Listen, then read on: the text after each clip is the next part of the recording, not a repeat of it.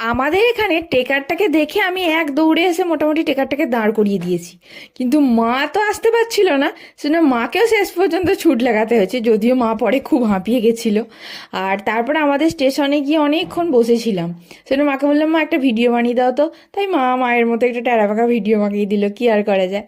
আর তারপর ট্রেনে যেতে যেতে দেখলাম এই মায়াপুর যে জায়গাটা আছে আমাদের এখানে আরামবাগের আগে, সেখানে এখনো পর্যন্ত জলে ভর্তি, একটুও মানে জলটা ভালো কমেই না। আর জানালা দিয়ে যখন চোখটা গেল বাইরেটা দেখলাম পুরো চারিদিকটা শুধু সবুজ আর সবুজ, মানে যতদূর চোখ যাচ্ছে সবুজ আর সবুজ। আমাদের এখানেও এরকমই আমি দেখি, কিন্তু এখান থেকে ট্রেনে বসে দেখতে আরোই ভালো লাগছিল।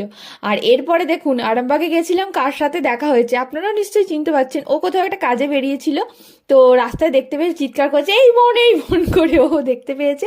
তারপরে আবার সাইকেল নিয়ে ব্যাক করে এসে দেখা করলো। ফেরার পথে আমাদের এই তকিপুর স্টেশনের কাছে এই মন্দিরটা, যেটা দিনের বেলা অন্যরকম লাগে, রাত্রেবেলা আবার আর